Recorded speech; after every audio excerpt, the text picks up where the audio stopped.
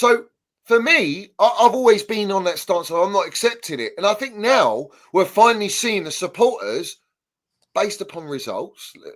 That's their mentality. My mentality is not based upon that. Mine's the overall layer cake at Chelsea.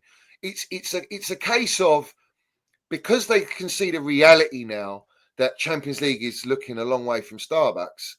Well, now you want to voice your opinions, and the way we're playing, Yeah. That's the worst thing, because there's nothing even to get the people. For me, for example, like if we're playing well, I'm happy about it. Like if even beating Legia Warsaw, I'm not gonna sit there crying about it because we've won. If we draw or we lose those games, then it's probably going to be even more pissed off than a draw in the Premier League or a loss in the Premier League, because at that point it becomes embarrassing. But I think it's the fact that if the football was good, right, and we were actually going out there and trying to do something that would actually get you off your seat as a fan, I think it gives more leeway. So I think when you're playing this super flipping dull, boring side-to-side football, not only are people bored, which gives people less tolerance. Like in the stadium, every game you play at Chelsea, there's a level of tolerance. And 1-0, it starts to be like, hang on a minute. But if you're 1-0 down to Arsenal, you're like, oh, it's okay. Like, it's Arsenal. You could be, and we might still come back. 1-0 down to Ipswich. It's like, hang on a minute. How the fuck have we conceded to this lot? 2-0 down against Ipswich. Now you got a real problem, because it's the fact that we drew the game, actually, it's obviously better than losing it, because we need every point that we can right now. But in a way, again, papers over the cracks of how we've even got to concede 2 goals in the first place. Carragher said it on Monday Night Football about Chalobah's position. And the fact that he's even brought that up, but why is Chalobah there in the first flipping place?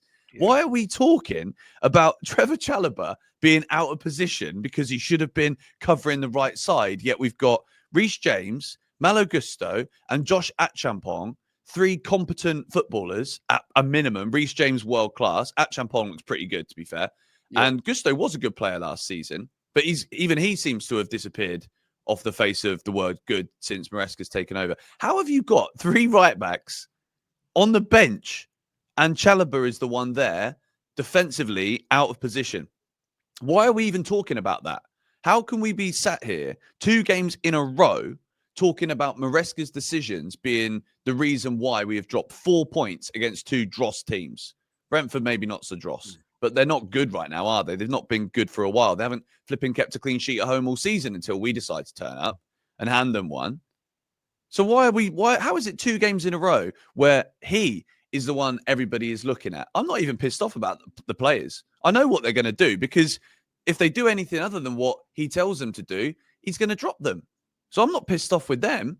Why is he telling them to go out there and cross the ball? I think it was 47 times, 47 crosses in one game. That's what we did against Ipswich. It was 47 crosses. Yeah, and I think only 34% of them were then touched by a blue shirt first.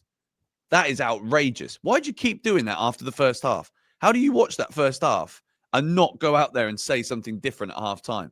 We have got no flipping plan B. And the plan A don't work either. So what are we got? How is it tenable for him?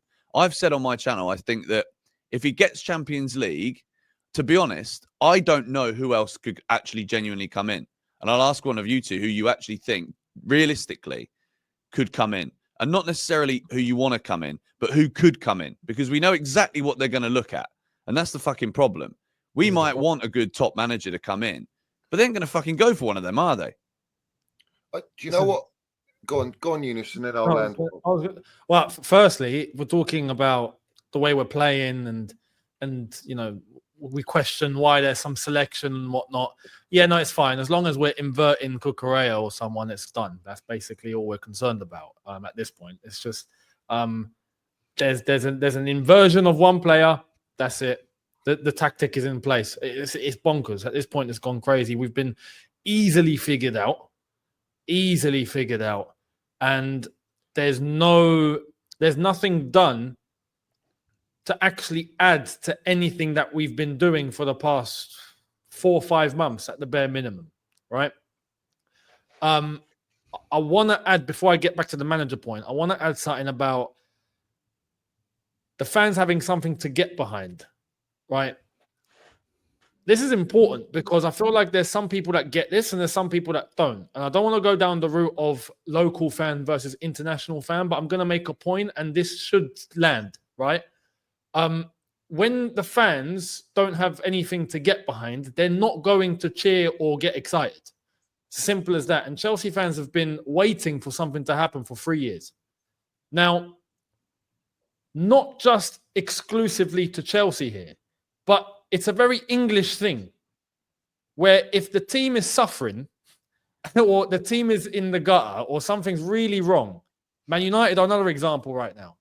Fans are not going to be jumping up and down. You can go to any club in the country and try and find one lot that are going to be going crazy irrespective of the result. Unlike some other countries where they're losing 5-0, but they're still bouncing up and down like it's a flipping carnival. That's just not us, right? That's not exclusive to Chelsea. You won't find that throughout the entire UK. So that's important to clarify because I feel like there's some fans abroad that will have the perception from wherever they're from, maybe, because that's normal. And I get it because I also see from my other side. And I'm like, yeah, no, that's a completely different way. That's just not the bread and butter.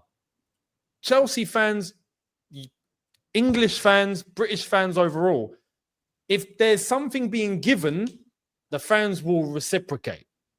That's how it's always been, and that's how it tends to be, and that's how it will always be. If there's something being given and they're getting their money's worth, at that point, they're like, all right, we can get behind this. Let's do it. And you know what? It's not even just based on result. It's based on fans can sense whether everyone is actually doing what they're meant to be doing. And if sometimes you lose football matches, that's normal. But if you can see that your team's out there giving everything and it's going according to the blueprint, what we're meant to be doing, and it's just one of those bad days, it can happen. Fans will be fine with that. But at Chelsea, now we're talking Chelsea, it's been 3 years of a skewed ownership direction. It's frustration. And then when you get little bits and pieces like a Maresca or someone, whoever, saying the wrong thing, it only adds oil to the fire. So that needs to be clarified, right? Yeah. When we're talking about Maresca and him being replaced, this is why yesterday on my video I said, look, we shouldn't even be thinking about changing Maresca like right now, because if we were to get rid of Maresca right now, or even if we do in the summer, and it's still the same bozos who are going to recruit the next guy, then what's the point? Do you know what I mean? Yeah. But it's not, that doesn't clarify, oh, we'll just keep Maresca then just because of that. No, that's where some people have gone. It's like, no. There needs to be a demand to change the right people. At the bare minimum, if the ownership is serious, at the bare minimum is to change the directors first and then go and change Maresca. At that point, I'd be like, now, yeah, Maresca, you follow them out of the door because I think he's cooked with what he said now and whatnot. I think he's buried his own grave at this point. When you lose the fans the way he has now, I don't see any way to come back. I don't see it. I don't see it either. I don't see it. So what I think is going to happen, because he's the fool guy. He's always been the fool guy. There's always going to be the coach that's going to be the one to suffer. But the other two clowns that are operating under the ownership, the two directors, well, they're carrying out their instructions and they're doing it to a T. They're not going to get changed because according to the club, they're doing their jobs because they're just saying, yes, no problem, sir. Thank you, sir. You know, they're more than likely, and I said that I reckon they're going to go after, we're either going to follow the structure of development, which is what we've been doing across the whole flipping spectrum. We're developing everyone now. I mean, I wouldn't be surprised if down the line we gave the director job to Dewsbury Hall because he started his director course. I wouldn't be surprised because we're developers now. They can't even develop. I wouldn't be surprised if we gave a promotion to Liam Rosiner from Strasbourg. I wouldn't be shocked. Yeah, man. What are we doing here? Or McKenna's now gone down with Ipswich, right? And he's beaten us and drawn to us. He's got the better of Maresca twice, basically. Ipswich are getting relegated. There's no reason to stay there anymore. We'll probably go back in for McKenna. It's one of them. That's the problem. That you're spot on. That's exactly who they'll go for. Yeah. So, right. We've had enough of a track record with what they're doing. I mean, if you cannot see what they're doing up to this point, then you must be blind as a bat. And I always say, Al Pacino said to the woman, he can smell the damn minerals, doesn't matter. And he's blind, and he can see it as well. It's clear as day that this structure, this model, is not going to change. You can sack Maresca all you want. It doesn't solve the issue. It's not enough. The directors need to go, both of them, right? But we're hearing they're bulletproof. We're hearing Enzo Maresca's bulletproof. We're still hearing that, whether I believe that or not. This ownership, never forget, they're very focused on how the supporters react. That's why the PR comes out the way it does. It's all about controlling the supporters' mindset, the narrative, to keep them on board. If they don't have them on board, it makes their job and their life tenfold difficult. Yeah. So all the blue tick accounts and the journalists, I hold them all accountable for where we are right now, because you've allowed this, knowing and seeing where our football club's going. Right? We are, as far as I'm concerned, we're in the gutter. We're done. We're heading towards Man United's route, and let's have it right. Glazers, 20 years, we got almost double the debt of the Glazers, and they've been there for 3 years, Blueco. Right? The bottom line is this. We say, what manager do we want? If I'm going to pick any manager right now in this situation, I want Jose Mourinho. All right. And the reason I want Jose Mourinho is because I want some fucking minerals in that dugout. I want a gaffer that will just tell it how it is and get that dressing room in order. And also get rid of all the shit. And I'm talking about deadwood they brought. Because there's many factors. It's not Maresca's fault. All right. I'm going to call this out. It's his fault for saying what he did. But if you listen, I know how these owners work. And it's very important what I'm going to say. Everyone saw Egbali and the directors go in the dressing room after the game at Ipswich. After that, you got these comments by Enzo Maresca. Right?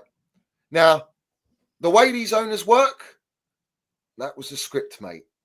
Delivered. And he's the fall guy. A strike one. Strike two is the team lineups, mate, do not make sense. Every game we see a team lineup, you're going, what is going on? And how are you benching Reece James in must-win games in the Premier League, our captain? You do not, a captain's undroppable, let's have it right. And Reece has got every right to start every game and every big game because he's won trophies for Chelsea and he's Cobham through and through, all right? Yet they put him on the list today as one of the players, 17 players to offload. It's a criminal offence, all right? Because they need the profit, right? But that's another discussion which we'll get into. My point is, I am now seeing the light. Everything they do with recruitment is based on AI and scouting and data. All right. They brought in the geezer from NFL, Kuptal, all right, who's a Moneyball merchant. All right. The directors are basing it with Brighton data. The directors and the ownership, I've known since Potter against Newcastle that he was dictated. He was a yes man. Since then, I'd known it. All right, which is when I started calling it out because team lineups don't make sense. The same pattern happened with Pochettino, and it's happening again with Enzo Maresca. So there's only one conclusion as to why the lineups are what they are. Is because they are using data, AI software, putting all of the Chelsea players in it, and they are going, there's the opposition players that we're playing this weekend. Let's let the data work it out. What's the best players to play in each position?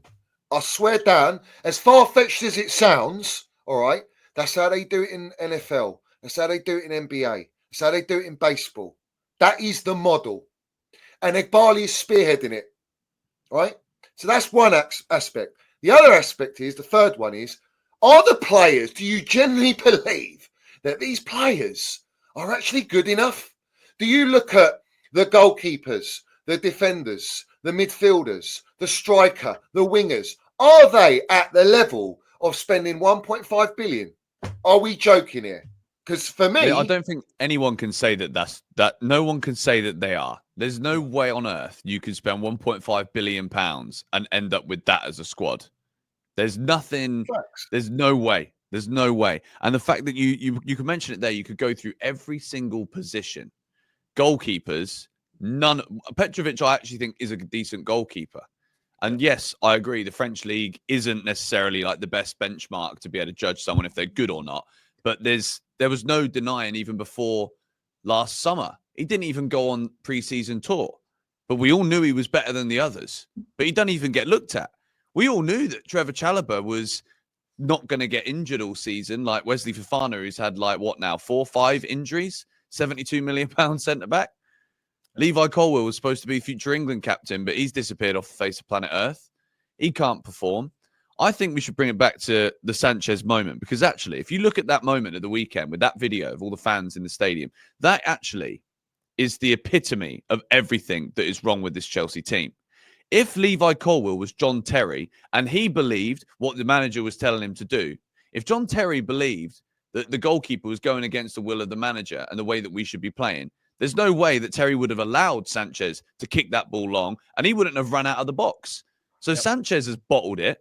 Then Colwill and the other centre-backs who stay in that flipping box so that he can go short, they've then bottled it. You've then hit it to a flipping brick of a striker. The ball bounces off of him when it goes near him, and a 6'4" defender has headed it away. And then, because the data has told him that Trevor Chalobah should start at right back, we have got him as a centre-back in the central position, not covering the right side, and we've conceded a goal. Then we've 2-0 down. We've only gone away from a point against Ipswich. The end of the season, we'll be 1 point or 2 points away from finishing a Champions League place, and we've just lost £100 million because we've decided that we're going to look at the data, because we have got a bunch of blokes playing in the starting 11 who don't have the balls or the minerals to actually take ownership of the situation. And at the end of the day, like, everyone on that pitch knows, if you boot the ball long against Ipswich, even the fans probably know it, it's probably going to come straight back our way. That's not the issue. The issue is then, how do you react to that? You got Caicedo and Enzo Fernandez in the middle being like, oh shit, I've never dealt with this situation before, because all they ever have to deal with is passing the ball out from the back. So when you do change anything on the pitch, everybody then is like a deer in the headlights and don't know what's happening. And even teams that are relegated can hurt us from that. That's a fucking massive problem, that we don't have anyone out there on the field that can deal with moments of adversity. Let alone no experience, George. There's no experience. Exactly. There's no leadership. But we're not going to get that. We're not going to get that moving forward either, are we? So this is my point. Why not? Like, when are we going to all stand up and go, like, enough's enough? Don't link me to that geezer. What's his name from Brighton, who's injury prone today? Another Brighton player. Rute, yeah, Rute, the forward. Don't be send me links on there. I don't want Dilap. I don't want these mid players. I want elite. I want young elite players. I want what PSG are doing. They're going by Kvaratskhelia, bruv, absolute baller, like at the right age, winner mentality.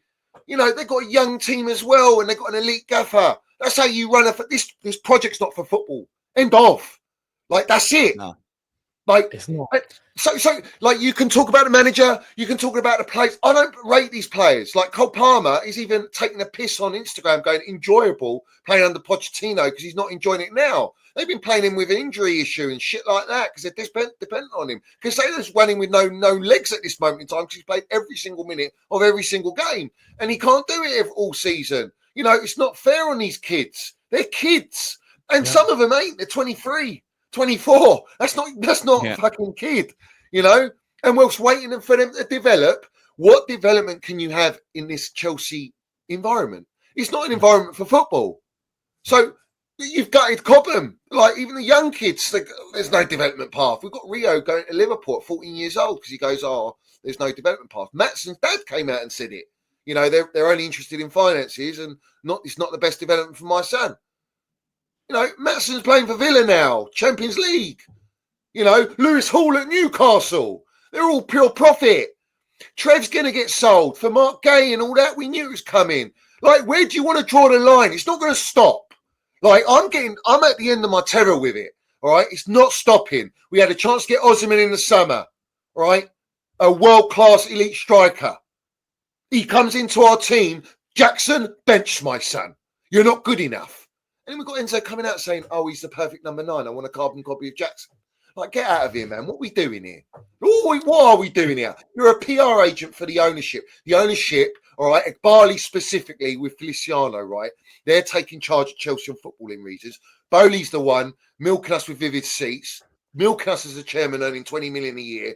Doesn't want to talk. No one communicates with supporters, all right? None of these owners ever speak to us, all right? They send out all their minions, their little brown envelope minions, to come out and give us the briefs and narratives. Jog on. Like, have a day off. It's not going to work anymore. It really ain't. And it's never going to work with me because I know what they are. But where do you want to draw the line, lads?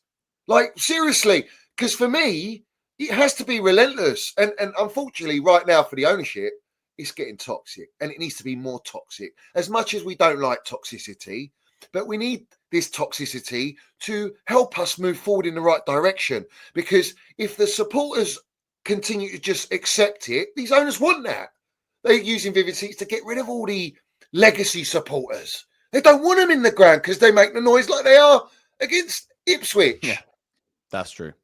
Right? Yep. So, like, us on our platforms, we've got power, we've got influence. Like, they use the journalists and platforms. Well, we've got our platforms. And that's how we got to counter it. Because in reality, there's very few of us that are saying it as it is. And that's sad because it's not going to get any better at Chelsea. It really ain't. It's going to get worse. I think the thing I'd say for anybody watching this, probably a creator watching this, if you make YouTube videos, Twitter or whatever, I think the thing that got me really, especially 2 months ago after that Brighton game, was no matter which way I turn my head to think like, all right, well, there's got to be some light at the end of the tunnel, right? We just dig in a hole here that is only getting darker and darker and darker. And every transfer window that went by, every season that's gone by since this ownership have come in was an opportunity to not put us where we are today. There was an opportunity to see what we needed in the transfer market, which probably then would have led to changes in results, which probably then could have seen a manager actually stay for more than 12 months, which could have seen us be in a different position. But every single time, the ownership have had an opportunity to change something, to do something different. They just don't do it differently because they don't care about football and success. That isn't the priority. So at that point, how many windows or how many seasons or how many dead games where we drop points against teams we should be beating does it take before people actually start realizing that we are in a dark hole that we're not going to get any better with? And it always has to go back to the top. It's all about enabling at this football club. Maresca's a yes man that enables Winstanley and Stewart to still get paid, to still be in a job, and then Egbarley and Bowley can take all of their money out of this club and have all of their private equity investors being like, oh, okay, well, Chelsea Football Club looks all right at the moment because we've got enough people doing the dirty work to cover up the shit that we've actually created here. Taking a team that had won the flipping Champions League. And yeah, okay, we hadn't competed for the Premier League for quite some time, but that's normal. You know, there's a lot of good quality teams in the country that we're playing in. There's a lot of money in the league that we're playing in right now. So if you do go 4 or 5 years without winning a trophy, look at Man City. Look at Man City this season. Who are they going to go and buy this summer when they lose Kevin De Bruyne? Florian Wirtz. Oh, what a player. I'm not seeing Chelsea be linked with Florian Wirtz. Are you? No chance. No chance. Of course we're No not. chance, and we need him. And they took action in January when they had Exactly. to as well. Exactly. And they're already ahead of us now because instead of we're just reactive. And we have, and fans, like we have to be active now and say the things that we're saying on this stream right now because more people need to see it. We need more moments like we saw at the bridge at the weekend where people are booing and getting pissed off. Because like Johnny said, the ownership absolutely hate that. That's the last thing they want to see at the bridge. But Man City didn't even wait half a season to address their problems. And they got all of those players through the door in January quick. So as soon as they started playing shit in October, November, them deals were done in January. All of them in. Like, they spent a lot of money as well. Yeah. And this is the thing. I want people to understand, like, listen to what I'm saying to you lot, yeah?